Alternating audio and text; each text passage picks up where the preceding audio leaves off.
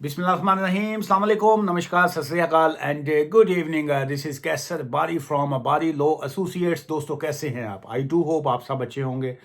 मैं जल्दी जल्दी आपके कुछ सवाल आए हुए हैं जी, उसके ऊपर आपको इंफॉर्मेशन जो है, मालूमात जिसको कहेंगे, मैं वो देता जाऊँ। इस not a legal advice. Legal advice के लिए ऑलवेज एडवाइजेबल एडवाइस होती है कि आप अपनी कंसल्टेशन बुक कीजिए। आप अपने मामला जो हैं, जो आपका इशू है, उसको जो है चाहे ऑफिस में आके या फ़ोन के ऊपर जो है उसको डिस्कस किया करें, ताकि आपका आपके मसले का जो है कोई ना कोई हल जो है वो निकाल सके। वो कहते हैं कि मौत के अलावा हर चीज़ का हल है, अगर उसको आप एक ही पेज पे होते हुए उसका हल अगर निकाल सके तो। अदरवाइज जो है ज़िंदगी जो है वो तो मुश्किलात से ही भरी पड़ी रहती है। चलिए, ये किसी का सवाल है जी कि सर जी, अगर हमारा life in the UK test ना हो आईएलआर का के लिए, भाईजान अगर ना हो तो फिर उसके बाद जो है आप इंतज़ार कीजिए दो चीज़ों का। नंबर वन, आप अब अगर life in the UK test pass नहीं होता तो आप, या तो आपकी एज 18 साल से कम उम्र हो, 18 ईयर्स की से कम। अब आप बैक उम्र में तो जा नहीं सकते, तो अब फिर आप अगली एज में जा सकते हैं।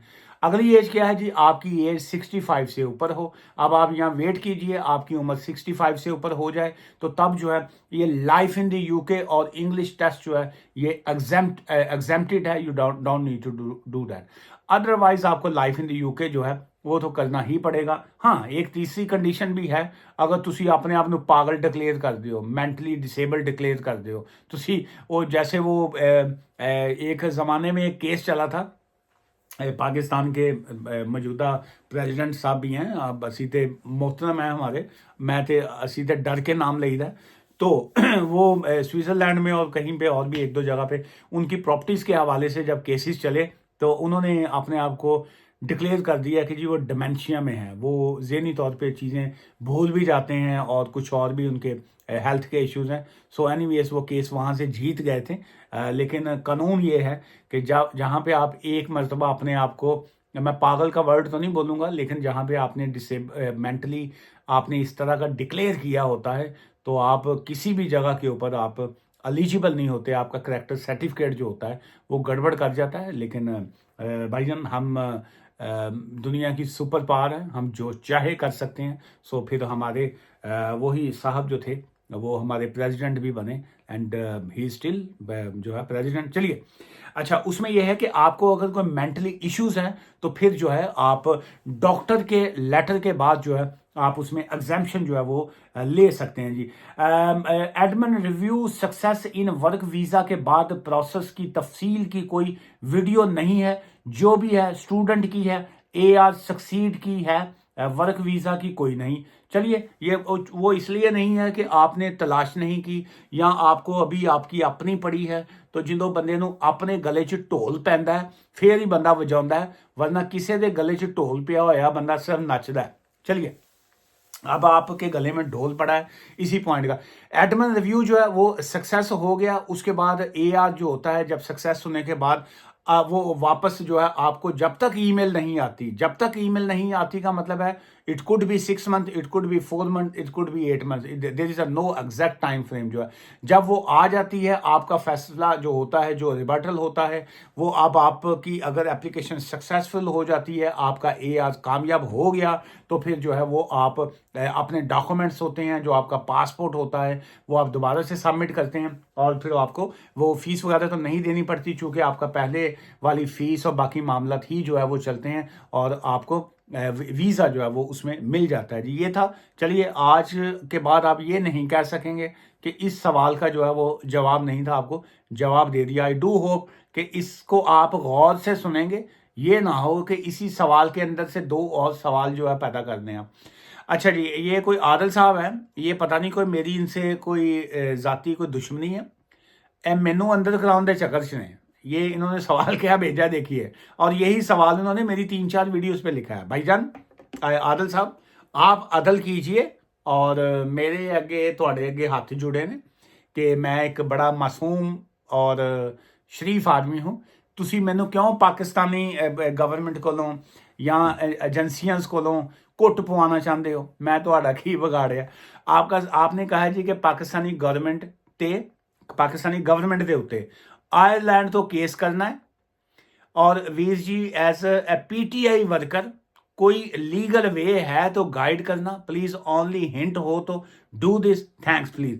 तुसी चाह रहे हो कि जी कि पाकिस्तानी गवर्नमेंट के उत्ते आयरलैंड तो केस करना चाह रहे हो, पीटीआई ਦੇ ਤੁਸੀਂ ਵਰਕਰ ਹੋ, ਮੇਰੇ ਹੱਥ ਜੁੜ ਤੁਹਾਨੂੰ ਪਹਿਲੇ 9 ਮਈ ਦੇ ਵਾਕਿਆਤ ਦਾ ਨਹੀਂ ਪਤਾ। ਅਸੀਂ ਤੇ ਉਹ ਆਪਣਾ ਕਦੀ ਕਦੀ ਜਾਣਾ ਹੁੰਦਾ ਹੈ ਪਾਕਿਸਤਾਨ, ਠੀਕ ਹੈ, ਉੱਥੇ ਅੱਬਾ ਜੀ ਦੀ ਕਬਰ ਹੈ, ਉੱਥੇ ਕਬਰ ਦੇ ਉੱਤੇ ਜਾਣਾ ਹੁੰਦਾ ਹੈ, ਤੇ ਸਾਨੂੰ ਕਿਉਂ ਤੁਸੀਂ ਚਾਹੁੰਦੇ ਹੋ ਕਿ ਸਾਡਾ ਉਹ ਵੀ ਜਿਹੜਾ ਰਾਸਤਾ ਹੈ ਦਾਖਲਾ ਹੈ ਉਹ ਵੀ ਬੰਦ ਹੋ ਜਾਏ। ਸੋ ਇਸ ਵਾਸਤੇ ਜਿਹੜਾ ਨਾ मैं थोड़े लिए दुआ कर सकना, मैं आपके लिए दुआ करूँगा, आपके जो लीडर हैं मैं उनके लिए दुआ कर सकता हूँ, और इसके अलावा जो है मैं माफ़ी मांग सकता हूँ जी भाईजान। मुकाबला जो है उसमें जिन्ने मर्जी असी एसनम शेर बन जाइए, चौधरी बन जाइए। सो देखिए हालात होते हैं। अब आप कौन सा केस करेंगे गवर्नमेंट के ऊपर जो है, अगर तो आपका केस पीटीआई की वजह से बनता है तो पीटीआई का क्या केस है, मुझे तो ये तो बताइए ना आप। मैं किसी भी पार्टी के ना खिलाफ हूँ, ना मैं किसी के पार्टी की फेवर में हूँ, मैं एक इंडिपेंडेंट वकील हूँ। आप पीटीआई के हैं, हाँ, अगर आपका कोई केस बनता है तो मुझे बताइए, मैं एज अ लॉयर जो है, बाकी तो चले मैंने मजाक में बात की है, जस्ट फॉर लाइटर नोट जिसको कहेंगे। आपका कोई केस बनता है मुझे बताइए, मैं पाकिस्तान जो है वहाँ का भी मैं कोर्ट्स का वकील हूँ, मैं हाई कोर्ट का भी वहाँ पे वकील हूँ, मैं पाकिस्तान की तमाम कोर्ट्स को नुमाइंदगी में भी मैं करता हूँ, और मैं पाकिस्तान की जानब से इंटरनेशनल जो ह्यूमन राइट्स है जो पाकिस्तान का है हाई कोर्ट की जानब से, मैं उनका वाइस चेयरमैन भी हूँ। और चेयरमैन साहब जो हैं वो जो है बिलावल अली भुट्टो साहब हैं, और मैं जो है वाइस चेयरमैन भी हूँ, लेकिन मैं एक प्रोफेशनल वकील भी हूँ।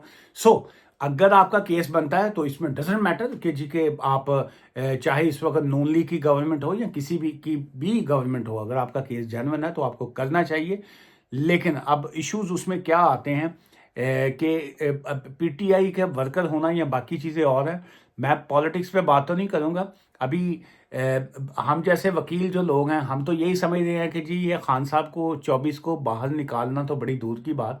क्या कभी ऐसे हुआ है कि कोई भी जितनी मर्जी तादाद, मैंने मान लिया 25 करोड़ की आबादी आपकी, आप 25 करोड़ आबादी ही ले गए वहाँ पे डी चौक में कि जी खान साहब को छोड़ दें, क्या कानून में ऐसी को गुंजाइश होती है कि वो आप के 25 करोड़ की आबादी के कहने पे भी छोड़ दें? नहीं, फिर भी एक राह होता है, एक तरीका होता है, एक कोर्ट्स हैं या जो भी है, जजमेंट आनी है, एस्टैब्लिशमेंट ऑर्डर करे, गवर्नमेंट ऑर्डर करे, जो भी है। लेकिन ऐसे नहीं होता कि डी चौक तुसी धरना दो और वो गेट खोल के कहें जी आप बाहर चले जाएं। अदरवाइज इस तरह मुश्किल होता है। हाँ, कानून जो है प्रेशर आता है, इसमें कोई शक नहीं है, लेकिन यह है कि कानून के मुताबिक ही उनको छोड़ना पड़ेगा। मैं अगले सवाल की जानब जाता हूँ, लेकिन लग रहा है जी ये छड़ना छुड़ना कोई नहीं। उन्होंने बीबी साहबा ने उन्होंने लॉन्च करना सी, बुशरा बीबी साहबा पीटीआई दी नेक्स्ट चेयरमैन, वो अनाउंस हो गई हैं।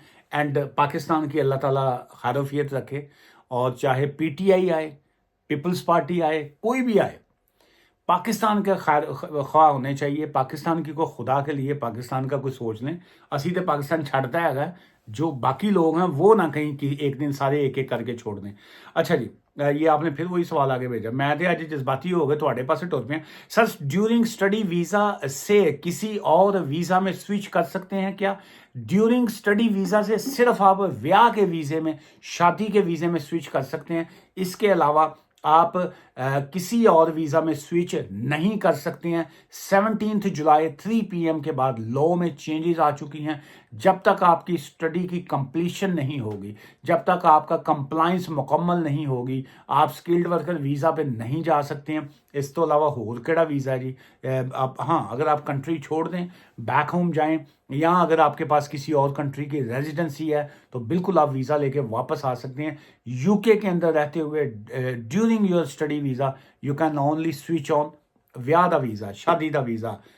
ਉਹ ਭਾਵੇਂ ਤੁਸੀਂ ਮੁੰਡੇ ਨਾਲ ਕਰ ਲਓ ਜਾਂ ਕੁੜੀ ਨਾਲ ਕਰ ਲਓ, ਕਿਉਂਕਿ यहाँ पे भाई कानून आज़ाद है। मुंडा मुंडे नाल लांदा है यारियां, तो कुड़ी कुड़ी नाल यारियां लांदी है। सो इस तरह का सिस्टम है। और लेकिन क्या कर सकते हैं भाई, हम तो वकील हैं, हमने तो कानून को ही सलाम करना है।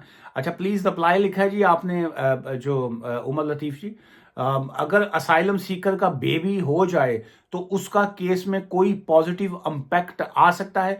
देखिए, कोई पॉजिटिव इम्पैक्ट जो है किसी के होने से, किसी के ना होने से नहीं होता, लेकिन फ़र्क क्या पड़ता है कि एक असाइलम सीकर जो है वो एक सिंगल असाइलम सीकर है, उसके बाद एक कपल जो है वो एक असाइलम सीकर है, अब एक बेबी हो गया, वो 3 बंदे हो गए। सो यूनिट जो है वो एज अ फैमिली यूनिट बन जाता है। So obviously as a family unit जो है वो केस को थोड़ा सा और अंदाज में देखते हैं। फिर उसके बाद जो है इस तरह के केस में जो इम्पैक्ट क्या पड़ेगा, लेकिन लेटर ऑन किसी ना किसी स्टेज पे जाके ਤੁਹਾਨੂੰ भी पता ही है कि जो है बेबी का अल्टीमेट तो इंपैक्ट पड़ता ही है ऑन अ लेटर स्टेज। लेकिन ये है कि ऑल दी वेरी बेस्ट ਤੁਹਾਡੀ प्लानिंग ਦਾ ਜਿਹੜਾ जो ਤੁਸੀਂ ਕੀਤੀ है।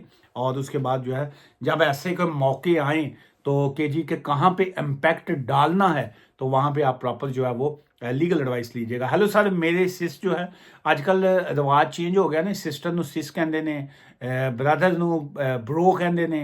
सो ये कानून जो है ना जी, ये कानून हर वक्त कानून। सो ये जो आजकल का ट्रेंड है ना वो भी चेंज हो गया है। अब्बा जी ਨੂੰ पापा कहते ਹੁੰਦੇ ਸੀ, ਹੁਣ ਅੱਜ ਕੱਲ ਪੌਪ ਕਹਿੰਦੇ ਨੇ, ਪੌਪ। ਮਾਮਾ ਨੂੰ ਜਿਹੜਾ ਨਾ ਅੰਮੀ ਕਹਿੰਦਾ ਹੁੰਦਾ ਸੀ, ਮਾਂ ਜੀ ਕਹਿਣਾ, ਬੀਬੀ ਜੀ ਕਿਸੇ ਨੇ ਕਹਿਣਾ। ਹੁਣ ਦੁਨੀਆ ਹੀ ਬਦਲ ਗਈ। ਹੁਣ ਮਾਮਾ, ਪਹਿਲੇ ਮਾਮਾ, ਮਾਮਾ ਤੋਂ ਬਾਅਦ ਮੌਮ ਆ ਗਿਆ, ਹੁਣ ਮੌ। ਉਹ ਇਸ ਵਾਸਤੇ ਬੜਾ ਨਾ ਬੜਾ ਦੁਨੀਆ ਚੇਂਜ ਹੋ ਗਈ ਹੈ ਜੀ। ਰਿਸ਼ਤੇ ਜਿਹੜੇ ਨੇ ਨਾ ਉਹ ਖੁਸ਼ਕ ਹੋ ਗਏ ਨੇ, ਡਰਾਈ ਹੋ ਗਏ ਨੇ। ਉਹਦੇ 'ਚ ਇਤਨਾ ਟਾਈਮ ਨਹੀਂ ਹੈ ਕਿ ਮੁਕੰਮਲ ਤੁਸੀਂ ਜਿਹੜਾ ਨਾ ਲਫ਼ਜ਼ ਬੋਲ ਸਕੋ। ਸ਼ਾਰਟ ਜਿਹੇ ਵਰਡ ਰਹਿ ਗਏ ਨੇ। ਅਸੀਂ ਕਹਿੰਦਾ ਹੁੰਦਾ ਸੀ ਅੰਮੀ ਜਾਨ, ਹੈ ਮਾਂ ਜੀ, ਤੇ ਉਹ ਹੁਣ ਜਿਹੜਾ ਨਾ ਬੇਬੇ जी, वो अब ट्रेंड ही चेंज हो गया। ਹੁਣ ਉਹਨਾਂ के मौ अब्बा जी, फादर जी। अब्बा जी का ज़माना ऐसा कि जी के एक बेड पे बैठे हैं या ऐसे चेयर लगी है साथ, जो है वाले साहब ऑलरेडी बैठे हुए हैं। हमारे में इतनी ज़रूरत नहीं होती थी कि हम आगे साथ वाली चेयर पे बैठ सकें। खड़े हैं तो खड़े हैं, वो जब तक उन्होंने नहीं कहना तो उस वक्त तक बैठना नहीं। और ये जो लत रख के टंग पैर करके उधर करना, पैर उधर करना, वो ऐसे ही था जैसे काबा वाले पासे ऐसे पैर करी जाए। हम एज अ मुस्लिम किबला की तरफ पाँव नहीं कर सकते। सो इसी तरह पेरेंट्स का एक रुतबा अभी भी है, अभी भी लोग करते हैं जो करने वाले हैं। लेकिन अभी एनीवेज ट्रेंड जो है दुनिया का चेंज हो गया। सो सर, स्टूडेंट वीज़ा पे असाइलम पर जाऊं तो अपनी स्टडी छोड़नी पड़ेगी और फिर असाइलम एक्सेप्ट होने के बाद दोबारा स्टडी कर सकते हैं। देखिए, अब नंबर एक तो असाइलम का स्टडी से क्या ताल्लुक है। अगर आप एज स्टडी कर रहे हैं तो आप स्टडी कर ही जाएं। आप अपना वीज़ा ख़राब ना करें, आप अपनी स्टडी करें, उनको कोई ऑब्जेक्शन नहीं है। आपने असाइलम क्यों किया होगा? असाइलम आपने इसीलिए किया होगा स्टडी तो जान छोड़ दें। अब आपने सोचा कि जी स्टडी तो जान छोड़ जाए, असाइलम कर लो, साथ साथ स्टडी भी हो, और जो ही असाइलम रिफ्यूज़ हो मैं वापस फिर स्टडी पे आ जाऊँ। भाईजान, इंज नहीं होना। ये जिस कौम को हम बेवकूफ़ बनाने की कोशिश करते हैं, ये वही हैं जिन्होंने हम पे 100 साल प्लस जो है राज किया है। टेक्निकली तौर पे ये आज भी हम पे राज कर रहे हैं। पहले ये डायरेक्ट राज करते थे, अभी जो हमारी लीडरशिप होती है, जो हमारी टॉप ताकतें होती हैं, ये उनके थ्रू राज करते हैं। सो जो गरीब लोग, गरीब ममालिक के लोग और इस तरह के जो सारा सिस्टम में रहते हैं, ये कहाँ पे जो है वो कहते हैं ना, कानून जो है ये मकड़ी का एक जाला है। इसमें जो ताकतवर लोग होते हैं उसको फाड़ के निकल जाते हैं, और जो हमेशा फंसता है वो गरीब और कमज़ोर आदमी होता है। दुआ में याद रखिएगा। Take care, bye for now.